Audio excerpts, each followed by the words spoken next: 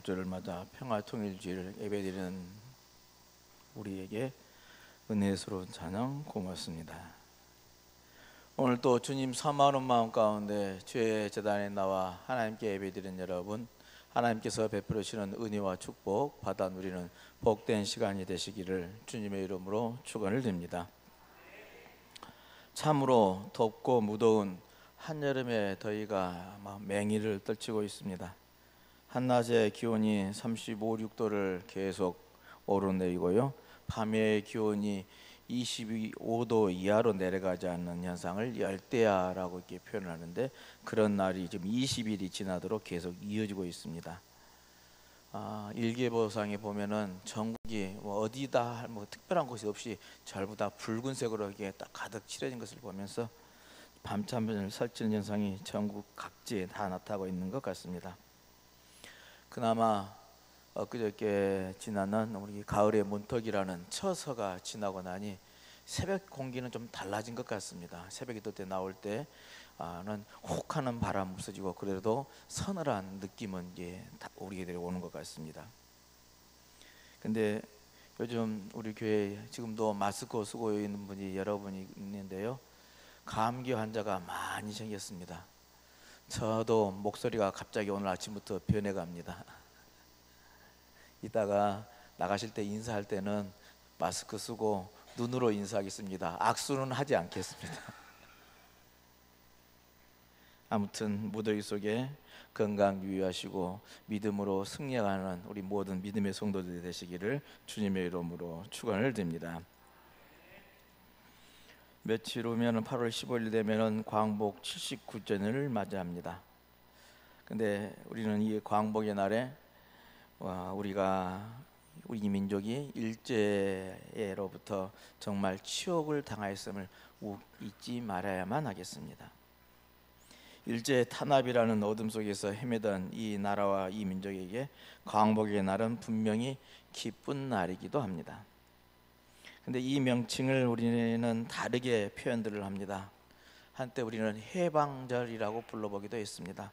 출애굽 역사를 기억하면서 일제로부터 해방되었음을 선포한 의미로 사용들을 했었죠.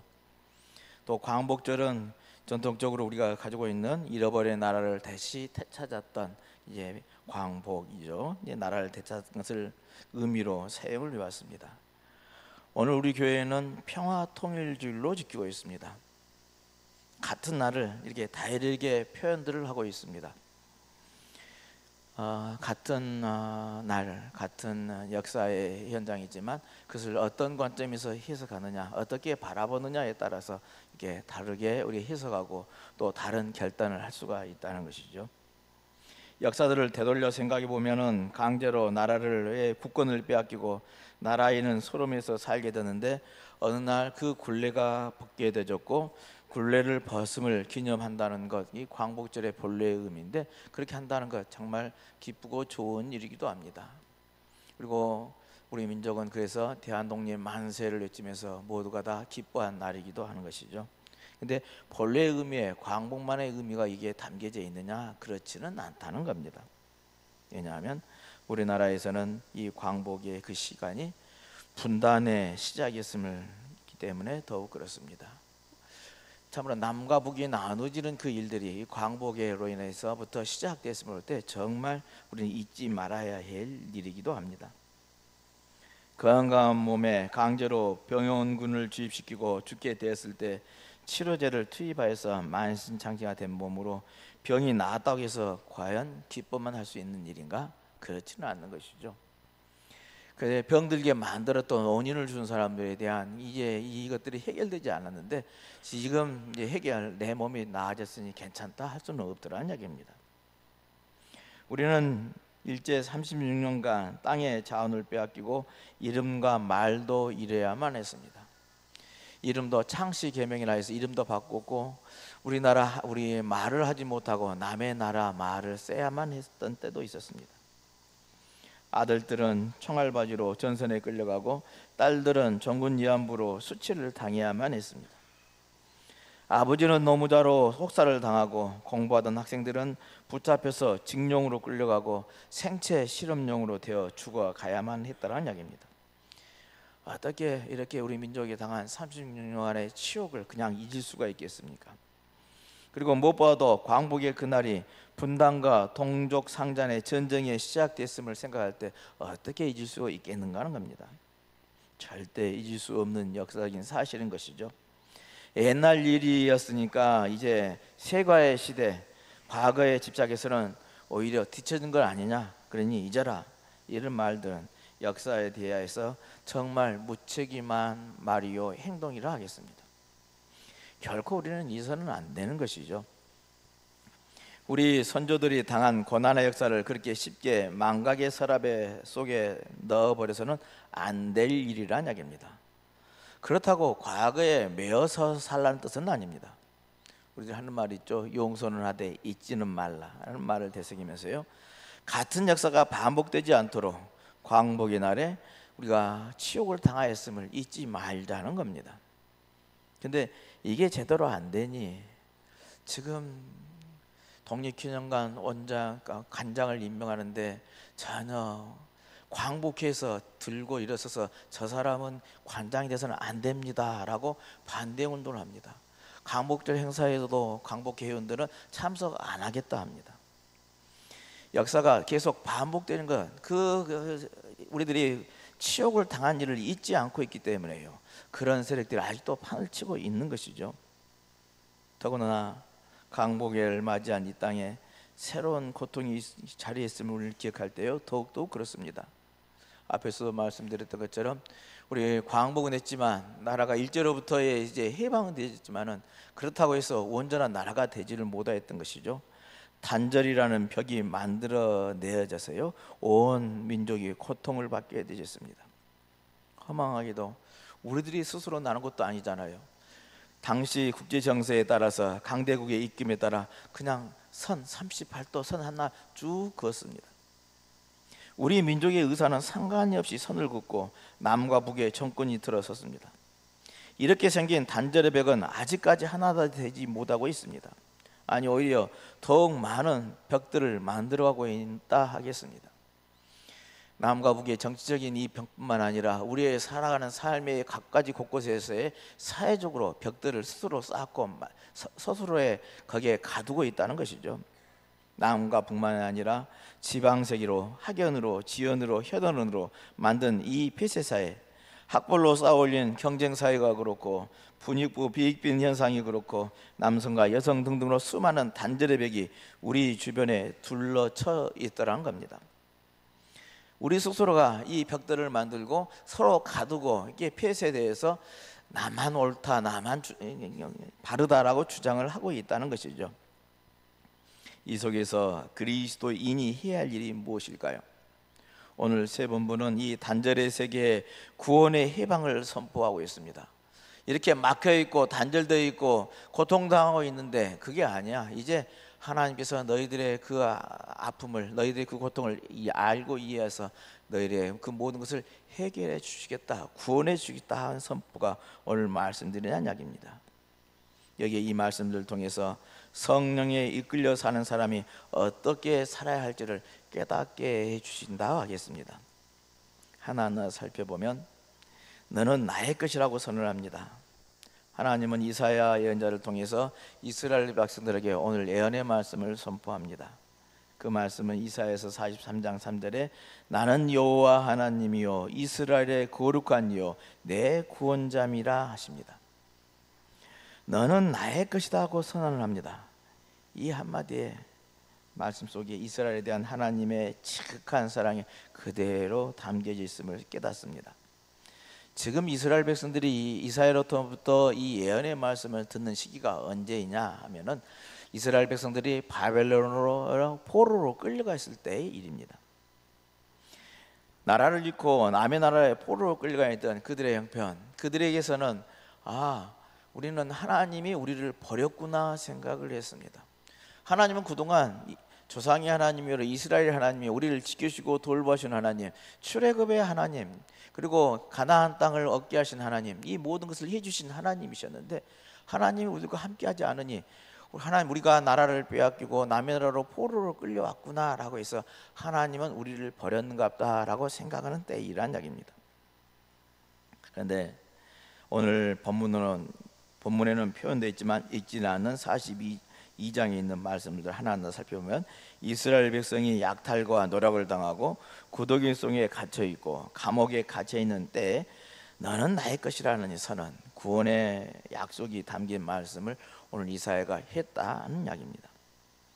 비록 백성들이 주님의 율법과 교훈을 무시해서 하나님께 죄를 지어서 노략당하고 약탈당하도록 하나님께서 넘겨줬기에 이제 그들이 바벨론으로 포로로 끌려가는 형태이긴 하지만 이제 주님께서 이스라엘의 해방을 약속하신다는 겁니다.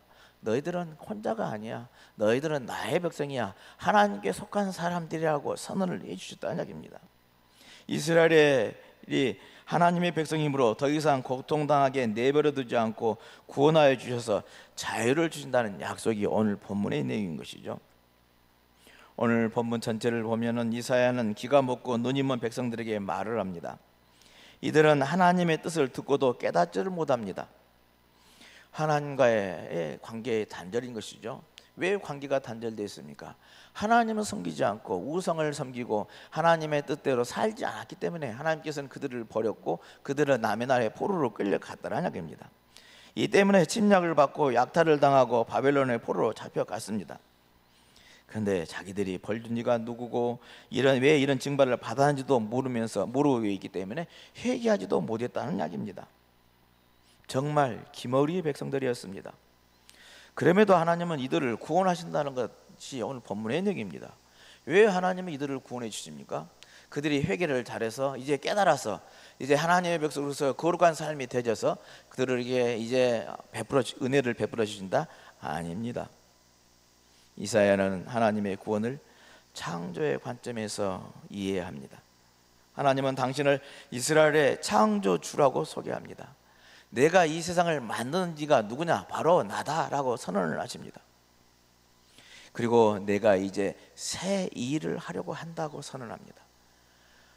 하나님께서 다시 이 세상을 만드시는 하나님이 이제 새롭게 새 창조의 길을, 새로운 일을 하시겠다 하십니다. 그게 내용이 이스라엘의 구원이라는 이야기입니다. 이스라엘을 바벨론에서 구원하시는 일입니다. 그리고 이스라엘의 구원뿐만 아니라 온 인류를 구원하신 하나님의 새 일이기도 합니다. 이스라엘이 기가 먹어서 포로가 되었으니 하나님의 새 창조인 이 구원이 하나님이 이스라엘을 다시 듣는 백성으로 삼아 주시겠다는 약속이라는 이야기입니다. 회복시켜 주시는 하나님의 약속의 역사가 오늘 이사야를 통해서 이스라엘 백성들, 바벨론으로의 포로로 끌려갔던 이스라엘 백성들에게 선포되어졌던 것이죠. 사도행전의 사도 바울의 말씀도 그렇습니다. 사도 바울의 말씀은 우리 기독교 복음의 핵심이라 하겠습니다. 로마서 10장 9절로 10절 말씀 한번 보실까요? 한 목소리로 함께 읽어보겠습니다. 네가 만일 내 입으로 예수를 주로 시인하며 또 하나님께서 그를 죽은 자 가운데에서 살리신 것을 내 마음에 믿으면 구원을 받으리라.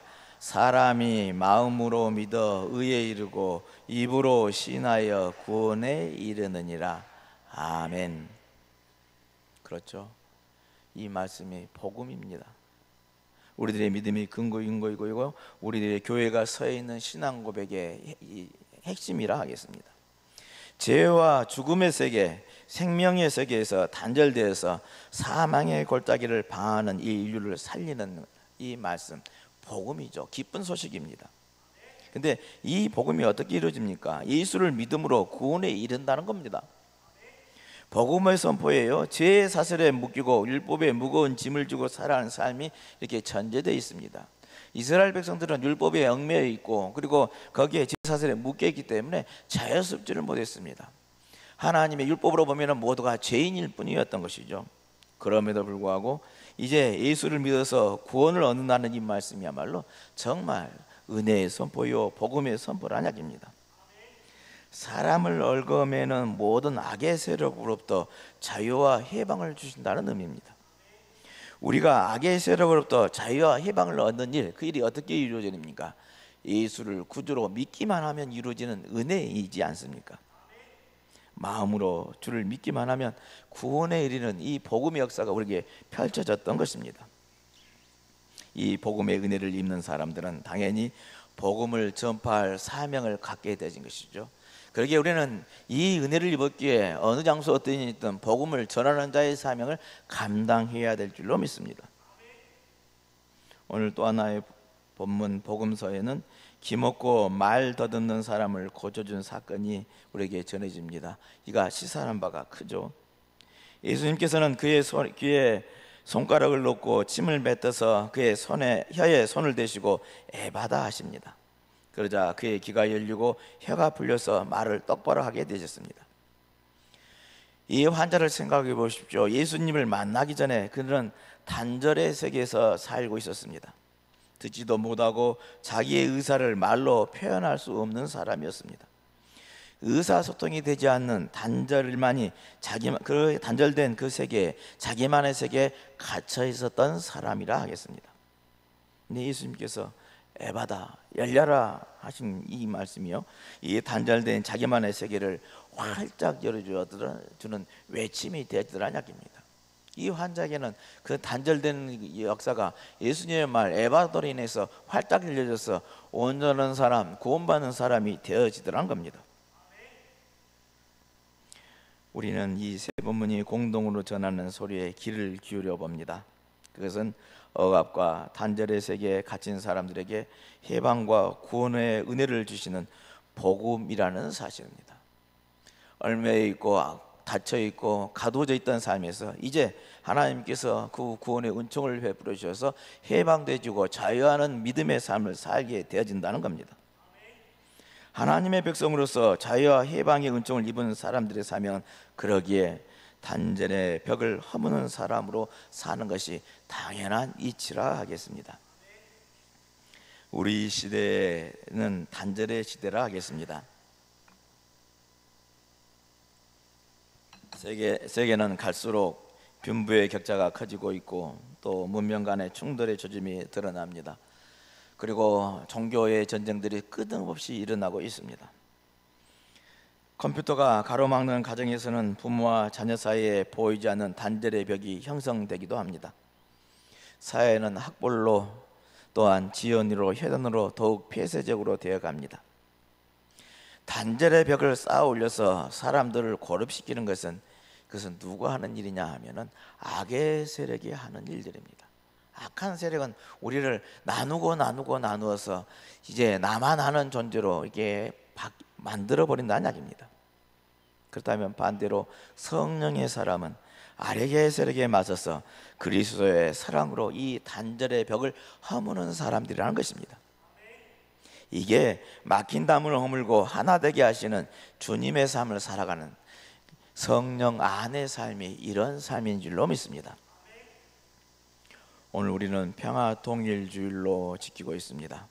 앞에서 말씀드린 것처럼 광복절을 어떻게 이해하느냐에 따라서의 이게 역사관과 가치관에 따라서 달라진다는데요, 우리 교단은 평화 통일의 방점을 찍고 있다 하겠습니다. 얼마 전까지만 해도 잘 풀릴 것 같던 남북 간의 관계가 다시 어려운 국면에 놓인 것도 사실입니다. 이렇게 된 게는 여러 가지 이유가 있을 수 있습니다. 미국을 비롯한 강대국의 강경한 입장들과 그리고 현재 정권이 보수적인 정권도 그 한 이유가 되어질 것입니다. 그러나 더 깊이 생각해 보면은 민족의 화해와 통일이라는 것이 원래 그렇게 쉽고 평탄하게 이루어진 길은 아니더라는 겁니다. 수많은 난관과 시련이 있을 수밖에 없다는 냉정한 현실을 우리는 받아들여야만 합니다. 그리고 다시금 우리를 바라보면서 이 역사가 이렇게 쉽게 되어지는 역사가 아님을 바라볼 때 실망하거나 낙심해서도 안 될 것입니다.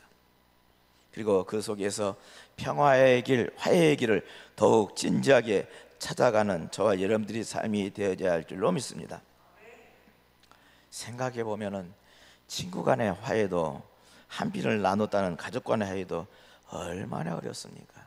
쉬운 일은 아니지 않습니까? 하물며 다양한 사회적 요소와 이해관계가 서로 얽히고 설켜인 이 세계사 속에서 얼그러져 있는 남북 간의 화해가 어찌 그렇게 쉽고 평탄하게 이루어질 수 있겠습니까? 그러기에 바로 우리 믿는 사람들의 선교적인 과제가 크게 와 닿는다 생각이 되집니다. 지난 20세기 세계적으로 분단된 국가가 통일되진 사례가 세 가지 유형이 있습니다. 하나, 통일 모델이 하나는 베트남식으로 이제 무력으로 전쟁을 통해서 통일하는 방식이 하나입니다. 그런데 지금 그런 시대는 아닌 것이죠. 우세한 무기로 힘의 논리로서의 통일한다. 전쟁이 나면은 우리가 늘 말씀드리지만은 공멸입니다. 함께 망합니다. 핵무기가 오고 가는 세상에 어느 어디가 안전한 곳이 있습니까? 전방과 후방이 따로 있지 않습니다. 함께 죽어가는 것뿐입니다. 또 하나의 사례는 예멘의 통일 방식입니다. 예멘은 정치적인 협상을 통해서 이루어진 통일인데요. 근데 이 정치적인 이해관계가 틀어지고 나니까 곧 내전으로 귀결되지고 말았습니다. 다시 나눠져서 싸우는 존재가 되었습니다. 정치적인 협상이란 것이 자기 이해관계가 틀어지면 또 싸움의 관계로 발전할 수밖에 없는 것 때문에 이것도 쉬운 일은 아니더라는 겁니다. 세 번째가 20세기에 통일되는 것이 독일이죠. 흡수 통일 방식입니다. 경제력의 우월한 경제적인 지위를 통해서 통일한 것인데요. 근데 독일의 통일 방식도 그렇게 합당하지는 않습니다. 지금 통일된 지가 20년이 지났지만은 아직도 그 내부에 있는 심각한 동서 간의 갈등으로 인해서요, 감정이 녹아지지가 않고 있습니다. 빈부의 갈등과 그리고 심각한 사회 문제가 되어져 있어서요, 그들이 겉모습은 통일된 국가로서의 기뻐하지만은 내용적인 아픔과 갈등이 내재되어 있더란 것이죠. 그럼 우리는 어떤 길로 가야만 하겠습니까? 장명합니다. 우리는 무기로도 전체적인 협상으로도 기술로도 혹은 경제적으로도 평화의 길에 실패했단다면 우리는 마음과 마음을 잇는 노력을 해야 할 줄로 믿습니다. 정말 진실한 가슴으로 먼저 만나야 한다는 이야기입니다. 우리 21세기에 우리 민족에 부여된 과제가요, 세계사적인 과제가 여기에 있다 하겠습니다. 20세기 인류가 이루지 못한 숙제, 갈등과 미움을 극복하고 새로운 사회를 이루어갈 수 있는 역사적인 실천, 이 과제를 해결한다면 우리는 명실공히 세계 평화에 기여하는 정말 그런 민족이 되게 될 줄로 믿습니다. 민족 화해의 길, 평화 통일의 길, 그것이 정녕 하늘의 뜻이란다면 오늘 누군가가 있어야 하는 것 아니겠습니까? 가슴과 가슴을 잇는 통일의 길, 마음과 마음이 만나는 참 화해의 길, 거기에 한국교회의 사명이 있고 그리스도인들의 자리가 있다 하겠습니다. 우리는 한때 평화통일주의를 맞이하면서 남북이 함께 공동 기도를 만들고 기도드리기도 했습니다. 한국교회가 스스로를 변화를 지켜서 화해의 사절이 되기를 꿈꿔오기도 했습니다.